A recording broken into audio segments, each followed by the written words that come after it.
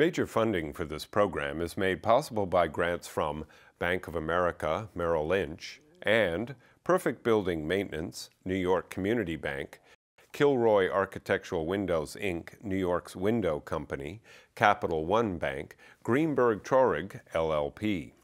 Additional funding for this program is made possible by grants from AVR Realty Company, LLC, Briarwood Organization, Beechwood Organization, C.B. Richard ELLIS, CUSHMAN and Wakefield, Dime Savings Bank of Williamsburg, Hal Fettner, Durst Fettner Residential, First American Title Insurance Company of New York, F.J. SCIAME Construction, FRIEDMAN LLP, Gemini Real Estate Advisors LLC, Investors Savings Bank, Jack Jaffa and Associates Real Estate Consultants, James D. Kuhn Real Estate Institute at Syracuse University, Madison Realty Capital, Massey Knackle Realty Services, M&T Bank, Markham LLP, Marcus and MILLICHAP Real Estate Investment Services, Meridian Capital Group, the Moynihan Group, Margolin Weiner and Evans LLP, Newmark Knight Frank, Orphanides and Associates, SJP Properties, Sterling and Sterling Inc., Stonehenge Partners, Urban American, the Wyckoff Group.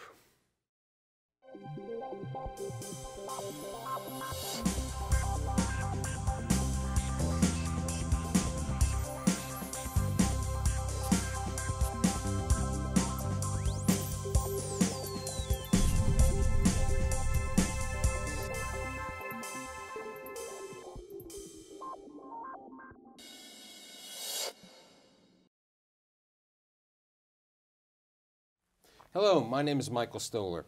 They call it the Garden State.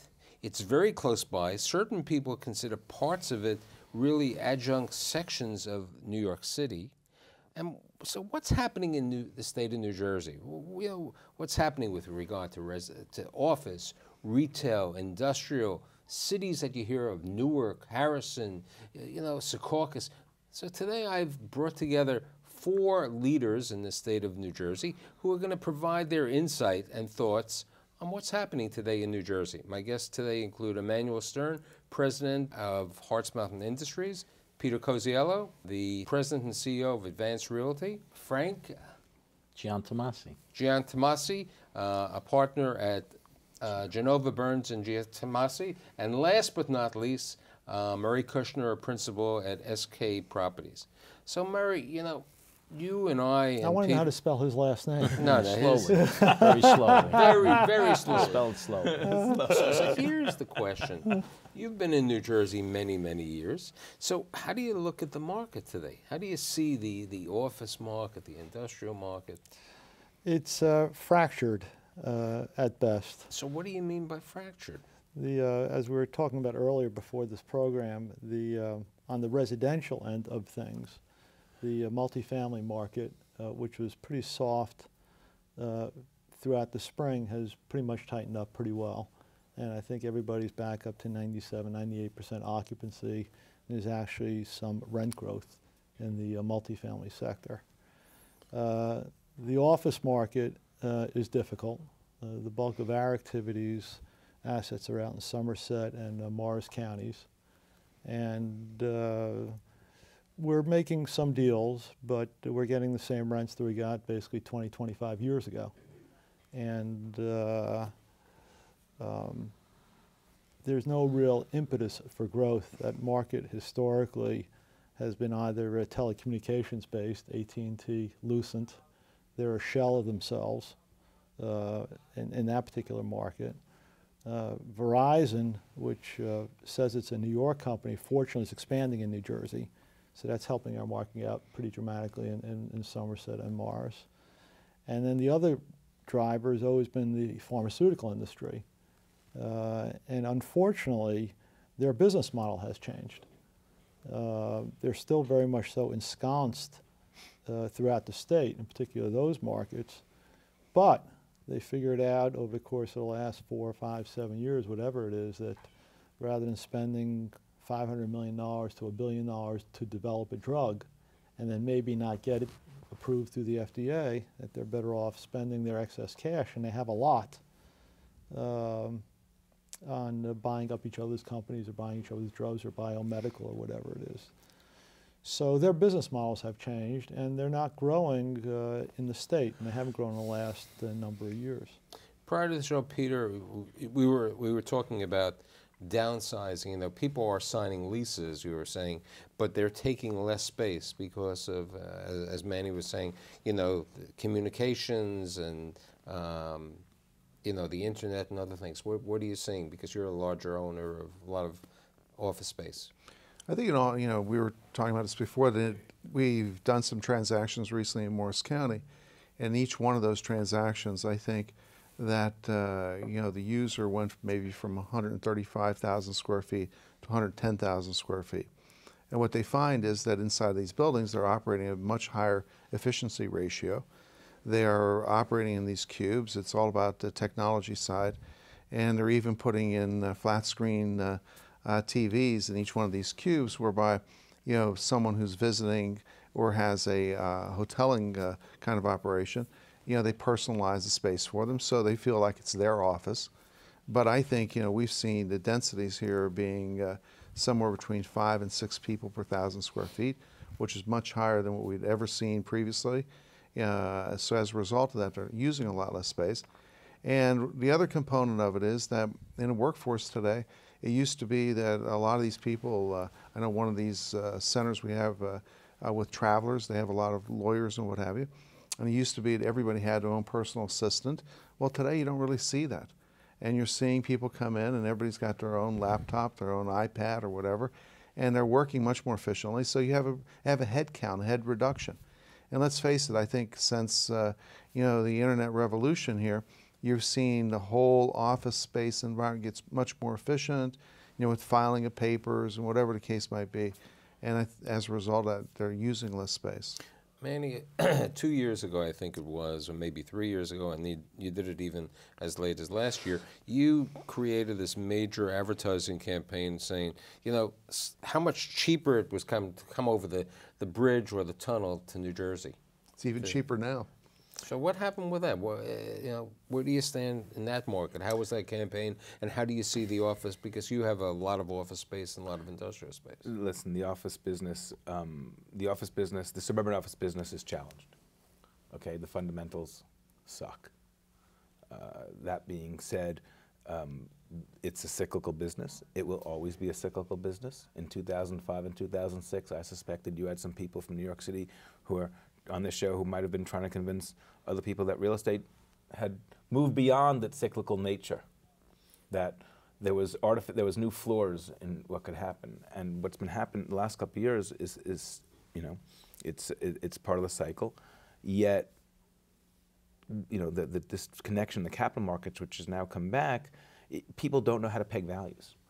At the end of the day, though, values are created by revenues and outflows, which means tenants and jobs. And you know, New Jersey needs to begin net absorbing its commercial space again. Now, but you know, you're listening to Murray and you're listening to Peter, and the combination, due to the industries leaving, some of the major industries, the pharmaceutical, the telecommunications, you know, you're losing people. And then when you say you're reducing your staff, you know, how are you going to gain additional? I think it's important because what does New Jersey have for it? New Jersey has it. You know, one of the great things about New Jersey is that it has been its geography. I think Ben Franklin said it was a keg tapped on both ends by New York and Pennsylvania. So it has its intermodal connections, and it has its intelligent, educated workforce, and those are things that I think the front office understands and is trying to figure out how to use to its best advantage. And I got to give Governor Christie credit, because while he hasn't done it yet, he certainly is attempting to change the culture of government in Trenton. Now, another side, you know. But I think it's important, because one of the things that Jersey has been fighting is this perception that it's too hard to get things done.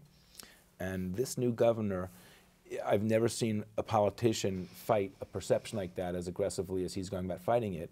And early indications are from people who have to deal with the DEPs of the world, from people who are attempting to lure tenants in.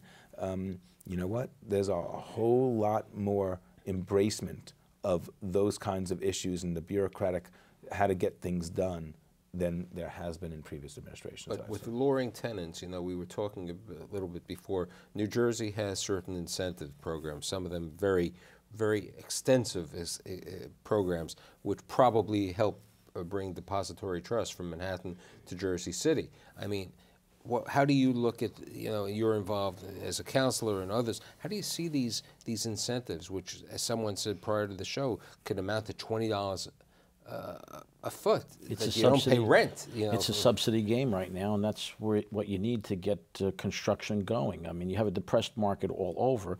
New Jersey's got great location, as Manny said, and right now you've got an aggressive government program that's out there, the urban transit hub credits and things of this nature. New Jersey's doesn't have the revenue that New York does or that a Philly does, but New Jersey's always had an equity growth. It's always been an equity game. So if you can get it built and you can get it tenanted. Let's talk about this incentive, because I think it's important to bring out this incentive. Explain the incentive program. If you build with a certain number of jobs, new jobs, and if you build with a certain gravity, $50 million worth of development, you're entitled to tax credits that will subsidize your construction, and that's big, and it's enormous. And I think that any one of these gentlemen here, if they were going to build anything new commercially, they're going to look to get near a train station. They're going to get near something that can utilize those credits. The credits are so big, it's crazy not to. But here's the problem, you know, that's assuming that New Jersey needs more office space. That's a big issue. You know, it's a big giant issue. We've got some structural holes in the commercial office space area, and I think it's in part due to what Pete talked about. You know, we're staffing 5 lawyers to 1 staff person now, and it's probably going to get bigger and bigger than that. The young professionals that are coming out, we're all mid-age here, they don't even want staff people. And if you don't need staff people, what Peter talked about, that density, you know, you don't need the office space. You need some new tenants. You need to attract some new tenants, and you need to see job growth. But right now you've got job shrinkage in terms of technology. You know, you talk about convenience, and New Jersey has convenience. You know, the path is great. You know, you have property in Jersey City, you know, Newark. I mean, these are great, reasonable ways to get into the city. You know, Newark Airport, you don't have this opportunity at LaGuardia or Kennedy. You know, it's a real schlep over here. You have that situation. But what has happened in Newark? I mean, Cory Booker came there. Everything was great. You have a great property in Newark. You know, what happened? Your office is in Newark? He's had property over there? You own some property? We relocated to Newark. Genova Burns and John Tomasi moved in a year and a half ago. We partnered with Mark Burson of Fidelco, and we're experiencing a great opportunity. We're getting more applicants for jobs than we've ever had. We think it's all about location, and we're getting people from different parts of Jersey who are ready to take the train and take mass transportation. So you've got to change in the whole paradigm. People are looking not to drive to work. But you have a problem in Newark, because you can't, as we were saying before, you can't get, you know, you need to put the other infrastructure. You have to have the restaurants, you have to have the supermarkets, you have to have the you know, you still go on Broad Street. I don't see any great retailers.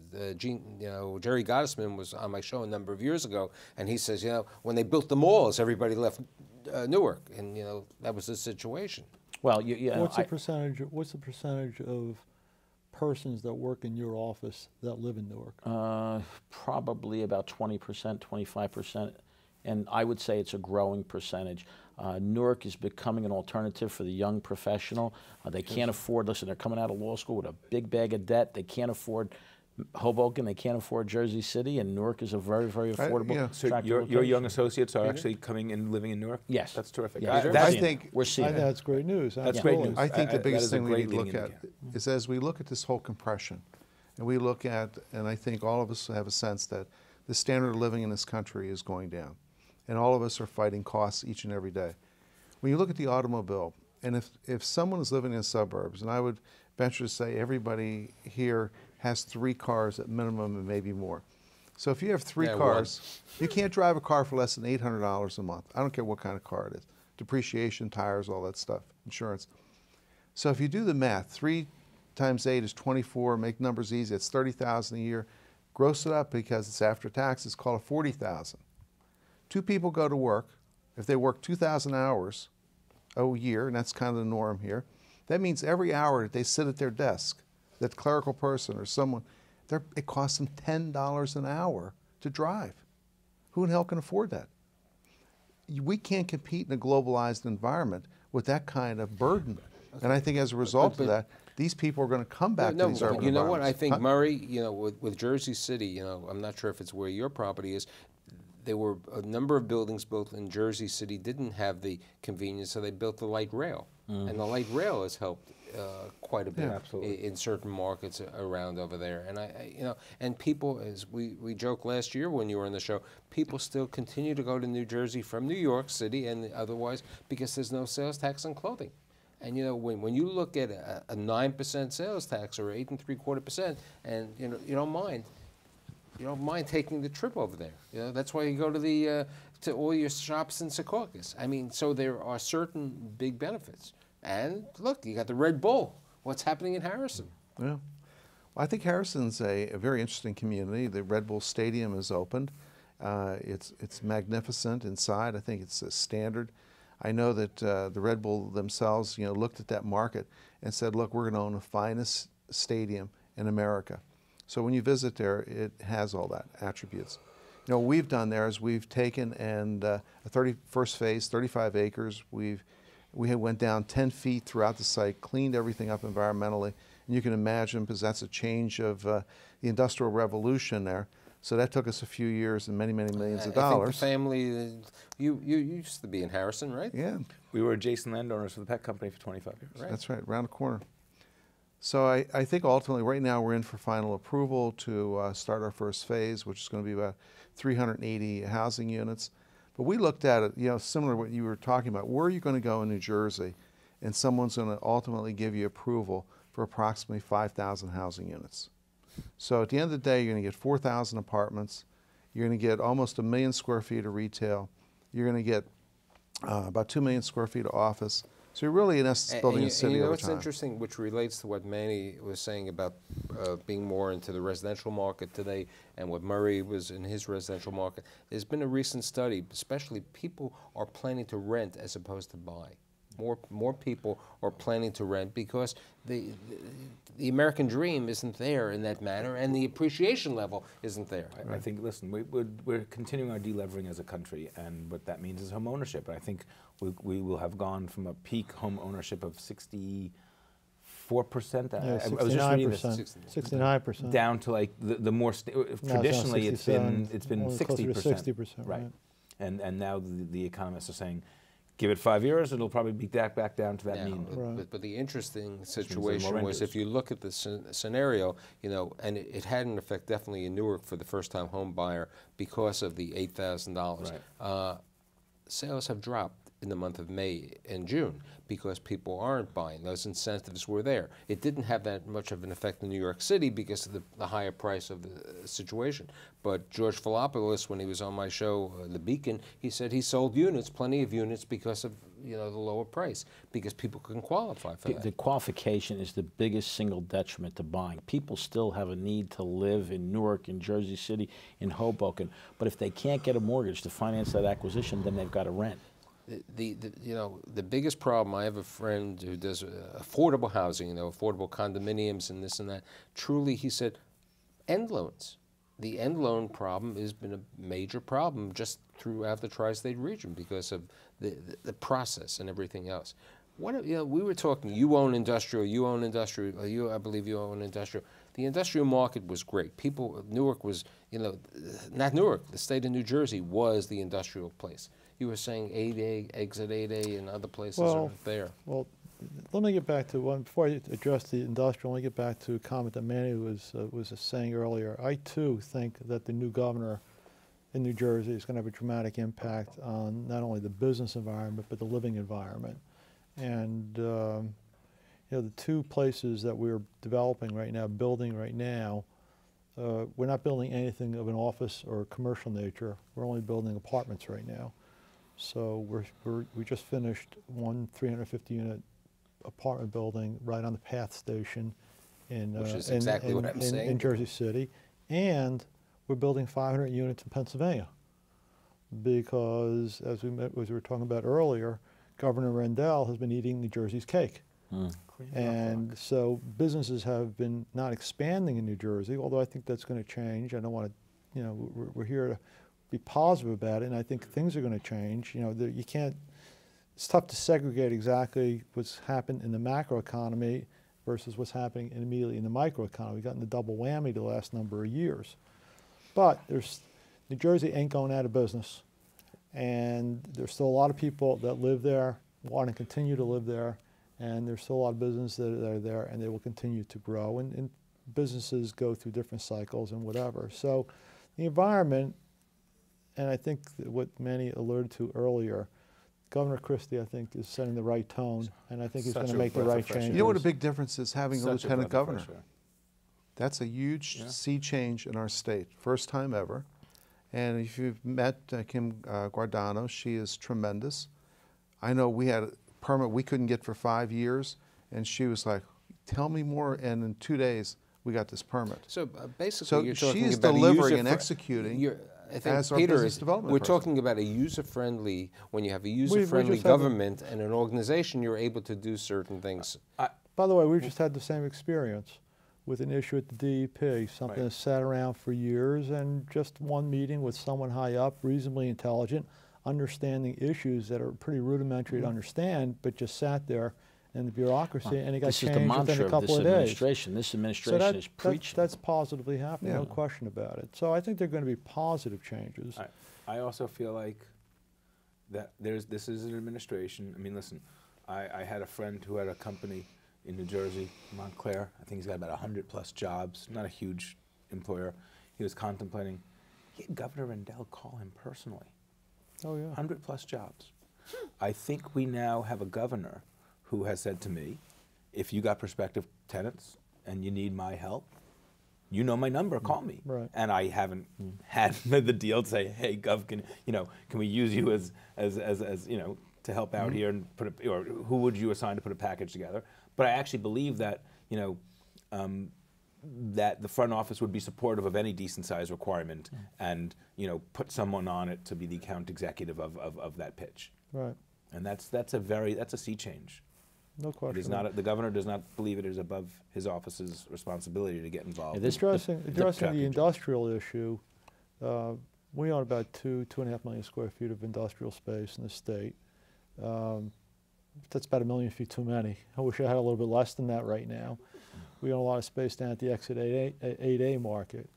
And if you take a look what's happened in the world of the macroeconomy, we're all, over the last couple of years, the traffic down at the port has been down 25–30%. It's up a little bit this year. Consumer, to the extent our economy is driven by the consumer, they say 70% of our economy is driven by the consumer. If people are buying less, then we're both importing less and warehousing less. You bring up the port. I happened to be at a wedding a couple of months ago, and it's in the zone where there's a special 3% tax over there, and enterprise zone. The enterprise zone, and we took a ride, and I saw all these new hotels over there. I mean, I understand because the convenience to Newark Airport and the shopping. They have these outlet malls. I mean, Jersey Commons. Jersey For a decade. I mean, no, but the additional place that they're building over there on the situation, and I think, look, you and your family, basically created the outlet centers, in the Secaucus and the major retail over there, and then not outlet, retail centers. I think that's helped that section of the state over there. My question is, where's the best opportunity for someone if they want to do business in Jersey? Is it Newark? Is it Secaucus? I mean, I don't think it's going. Is it? It's a retailer. Yeah, for everybody. I'm talking it's retail. A broad shot. Okay, retail first, and then office second. Well, I would answer the question like this. We are in, the Bible says that there are 7 good years and 7 bad, and we're somewhere in the middle of the 7 bad. That being said, this is a cyclical business, and if you play your games right, you can make money in any inning. It gets a whole lot easier in the later innings than the earlier innings of these cycles. But I think everybody's are we going to see this? I don't think you're seeing a lot of benefit. building. Look, Jersey City and Hoboken really did well. People went out there. There was the hope, with Cory Booker that Newark would do well. You have the new stadium over there, which is magnificent. You have, as you said, the pizza places. So John's Pizza is coming to Newark over there. You have the Red Bull Stadium. You have the new giant jet stadium over there. You have all of this. You have the failed complex called Xanadu, but you have so convenience is important. I mean, that's the good part. A lot of people from New Jersey come to New York to work. And vice versa. The situation.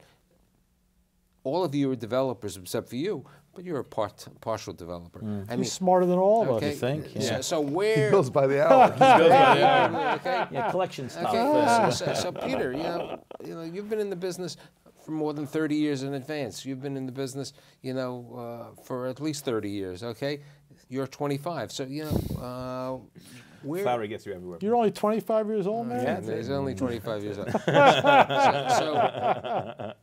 I mean, I don't see more great opportunities in Hoboken. I think the land has been too expensive. Yeah. I think Jersey City, perhaps, there has that potential market.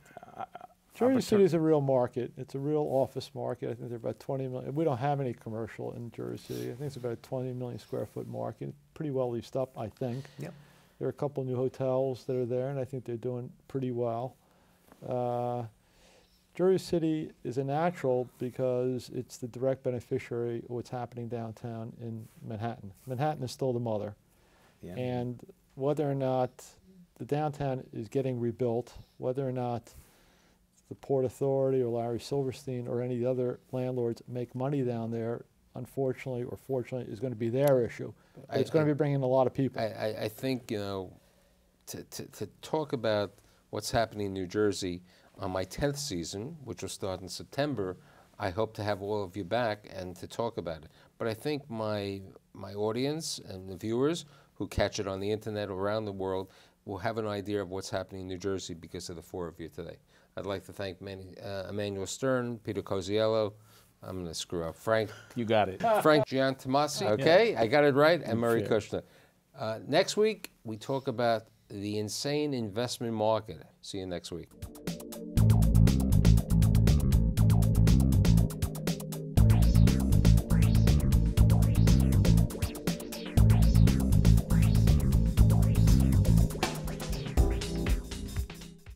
Major funding for this program is made possible by grants from Bank of America, Merrill Lynch, and Perfect Building Maintenance, New York Community Bank, Kilroy Architectural Windows, Inc., New York's Window Company, Capital One Bank, GREENBERG TRAURIG, LLP. Additional funding for this program is made possible by grants from AVR Realty Company, LLC, Briarwood Organization, Beechwood Organization, C.B. Richard Ellis, Cushman and Wakefield, Dime Savings Bank of Williamsburg, Hal Fettner, Durst Fettner Residential, First American Title Insurance Company of New York, F.J. SCIAME Construction, Friedman LLP, Gemini Real Estate Advisors LLC, Investors Savings Bank, Jack Jaffa and Associates Real Estate Consultants, James D. Kuhn Real Estate Institute at Syracuse University, Madison Realty Capital, Massey Knackle Realty Services, M&T Bank, Markham LLP, Marcus and MILLICHAP Real Estate Investment Services, Meridian Capital Group, the Moynihan Group, Margolin Weiner and Evans LLP, Newmark Knight Frank, Orphanides and Associates, SJP Properties, Sterling and Sterling Inc., Stonehenge Partners, Urban American, the Wyckoff Group.